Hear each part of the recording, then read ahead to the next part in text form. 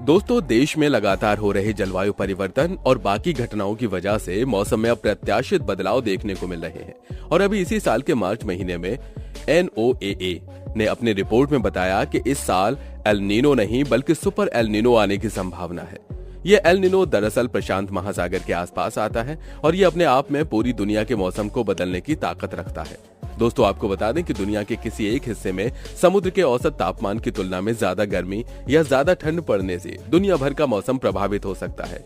नोआ की रिपोर्ट के मुताबिक 2024 में मार्च से मई के दौरान बेहद मजबूत अल नीनो का प्रभाव देखने को मिल सकता है, जिसकी वजह से मौसम में बड़े बदलाव देखने को मिलेंगे और इसे ही सुपर अल नीनो कहा गया है।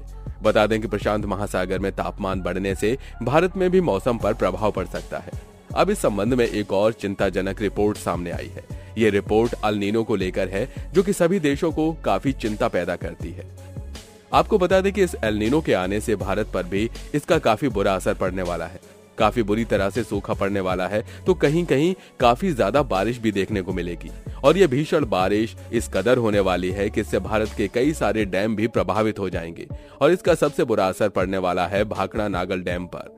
कहा तो ये भी जा रहा है कि अगर ज्यादा भीषण बारिश हो गई तो ये डैम टूट भी सकता है। ऐसे में सवाल ये आता है कि अगर भारत का सबसे विशालकाय और जरूरी डैम टूट जाए तो क्या होगा? क्या इसके बाद पूरा भारत पानी में डूब जाएगा? तो आइए आज इस पूरे मामले को हम जानते हैं।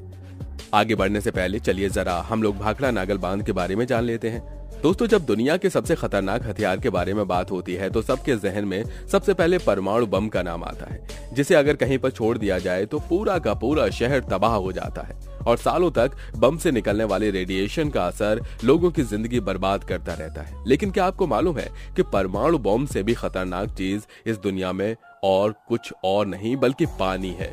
जी हाँ, अगर शांति से बहने वाला पानी अपने रौद्र रूप में आ जाए तो परमाणु बम से भी ज्यादा भयानक हो सकता है, जो न केवल एक शहर को बल्कि पूरे देश को तबाह कर सकता है। तभी तो जब बाढ़ आती है तो कितने भयानक तबाही मच जाती है, और अगर वही बाढ़ किसी डैम के टूटने से आ जाए तब तो पूछो ही मत। दोस्तों, क्या आपको पता है कि हमारे देश में 3000 छोटे बड़े डैम हैं जो कई वर्षों से हमारी जरूरतें पूरी कर रहे हैं, और उन्हीं में से एक है भाखड़ा नागल डैम। वैसे तो ये दोनों अलग अलग डैम हैं, लेकिन एक ही परियोजना का हिस्सा है, जिसका निर्माण सन 1948 में शुरू हुआ था और 1963 में यह बनकर पूरा हुआ, जिसके बाद सन 1970 में डैम पूरी तरह से काम करने लगा था। और दोस्तों, भारत के पहले प्रधानमंत्री जवाहरलाल नेहरू ने 22 अक्टूबर 1963 में इस डैम का उद्घाटन किया था और इस डैम को देश का नया मंदिर बताया था, क्योंकि इससे काफी सारी समस्याएं हल होने वाली थी। दोनों डैम करीब 40 वर्षों तक हमारी जरूरतों को पूरा करते रहे और अब भी कर रहे हैं, और ये इतना बड़ा है कि 41,000 एकड़ जगह घेर लेता है। दोस्तों, अगर हम इस डैम के द्वारा पूरी की गई जरूरतों की बात करें तो ये दिल्ली, पंजाब, हरियाणा, चंडीगढ़ और राजस्थान के करीब 13,50,000 घरों में बिजली पहुंचा रहा है। और दोस्तों, अगर खेती की बात करें तो इस डैम का पानी दिल्ली, हरियाणा, पंजाब की 1 करोड़ एकड़ में फैली खेती के लिए यूज होता है। ऐसे में दोस्तों, ये बात तो आप समझ गए होंगे कि इस डैम को बिजली और सिंचाई के कार्य को ध्यान में रखकर बनाया गया। दोस्तों, भाखड़ा नागल डैम 2 अलग अलग डैम हैं, लेकिन एक ही परियोजना का हिस्सा है, और ये दोनों डैम पंजाब और हिमाचल प्रदेश के बॉर्डर पर बने हुए हैं। दोस्तों, भाखड़ा डैम पंजाब के बिलासपुर जिले में भाखड़ा गांव में सतलुज नदी पर बनाया गया है, और नागल डैम इससे तकरीबन 10 किलोमीटर दूर पंजाब के नांगल में बनाया गया है। दोस्तों, हम आपको बता दें कि भाखड़ा डैम नागल डैम से ऊंचाई पर बना है और इसका सारा पानी नागल डैम से होता हुआ आता है। नागल डैम भाखड़ा डैम के पानी के बहाव को कम करता है, और अगर किसी दुर्घटना में भाखड़ा डैम को कोई नुकसान हो जाए तो नागल डैम स्थिति संभाल सकता है, और इसीलिए भाखड़ा डैम के बाद इसे बनाया गया था, इसीलिए कि यह आपदा के समय स्थिति को संभाले रहे। दोस्तों, अगर हम लोग ऊंचाई की बात करें तो भाखड़ा बांध 226 मीटर ऊंचा है, जबकि इसकी दीवार 520 मीटर लंबी है और इस दीवार की मोटाई 9.1 मीटर है। आपको बता दें कि ये टिहरी डैम के बाद भारत का दूसरा सबसे ऊंचा डैम है। इस पूरे बांध के निर्माण में तकरीबन 245 करोड़ 28 लाख रुपए का खर्चा आया था, और इसके चारों तरफ इतना कंक्रीट लगाया गया था जिससे कि दुनिया की सभी सड़कों को दोबारा बनाया जा सकता है। नागला बांध 29 मीटर ऊंचा, 305 मीटर लंबा और 121 मीटर चौड़ा एक सहायक बांध है, जो भाखड़ा बांध से दैनिक उतार चढ़ाव लेने के लिए संतुलन जलाशय के रूप में कार्य करता है। नागला का हाइडल चैनल 64.4 किलोमीटर लंबा, 42.65 मीटर चौड़ा और 6.28 मीटर गहरा कैनाल है। रसाव से बचने के लिए इसकी पूरी लंबाई पर सीमेंट लगाया गया है। जैसा कि हम जानते हैं कि भाखड़ा बांध को नागल बांध से ऊंचाई पर बनाया गया है और इसका सारा पानी नागल बांध से होते हुए जाता है। नागल बांध भाखड़ा बांध से आने वाले तेज बहाव को कम करता है। ऐसा इसलिए भी किया गया है क्योंकि अगर किसी कारणवश भाखड़ा बांध को कोई नुकसान पहुंचता है तो नागल बांध पानी के भंडार को रोक सकता है और नुकसान होने से बचा सकता है।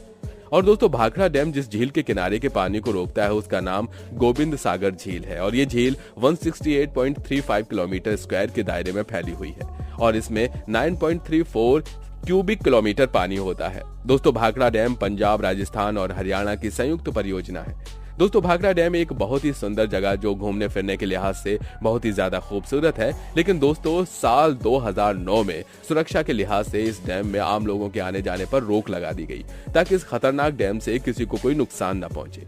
दोस्तों, ये थी उस डैम से जुड़ी हुई कुछ अहम जानकारियां, लेकिन हम अब आते हैं अपने असली मुद्दे पर, जिसमें सबसे बड़ा सवाल यह है कि आखिर अल नीनो क्या है, ये कैसे पूरी दुनिया के मौसम पर प्रभाव डालता है और सबसे अहम सवाल ये कि अगर भाखड़ा नागल बांध टूट जाए तो क्या होगा। दोस्तों, अगर अल नीनो की बात करें तो आपको बता दें कि अल नीनो एक तरह की मौसमी घटना है जिसमें मध्य और पूर्वी भूमध्य रेखीय प्रशांत महासागर में समुद्री सतह का पानी सामान्य से अधिक गर्म होने लगता है। इसके चलते पूर्व से पश्चिम की ओर बहने वाली हवाएं कमजोर पड़ जाती हैं और गर्म पानी पूर्व यानी अमेरिका के पश्चिमी तट की ओर जाने लगता है। आमतौर पर यह 2 से 7 साल तक के अनियमित अंतराल पर होता है। अल नीनो के असर से तापमान में बढ़ोतरी होती है और अधिक गर्मी पड़ने के आसार बढ़ जाते हैं, जिससे कहीं सूखा तो कहीं खूब बारिश होती है। अल नीनो में समुद्री सतह का तापमान औसत से 0.5 डिग्री सेल्सियस तक बढ़ता है। जब यह तापमान 1.5 डिग्री सेल्सियस तक बढ़ जाता है तो इसे स्ट्रॉन्ग या मजबूत अल नीनो कहा जाता है। वहीं जब समुद्री सतह का तापमान 2 डिग्री सेल्सियस तक ज्यादा हो जाता है तो इसे सुपर अल नीनो कहा जाता है। 1997, 98 और 2015-16 में भी सुपर अल नीनो का असर देखने को मिला था। तब कहीं बहुत अधिक बारिश तो कहीं सूखा पड़ा था।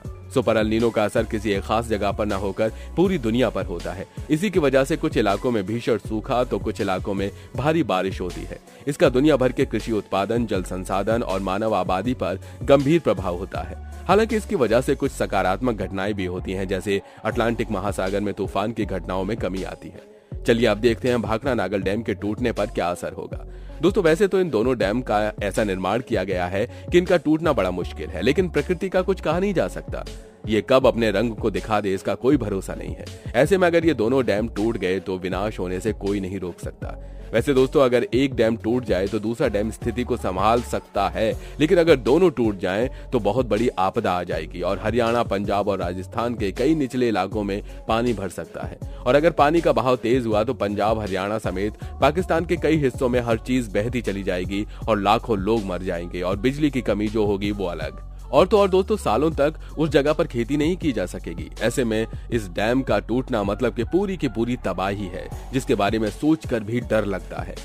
ये विनाश किसी परमाणु बॉम्ब से विनाश से भी ज्यादा भयानक होगा, जिसका सामना करने की हम इंसानों के अंदर हिम्मत नहीं है।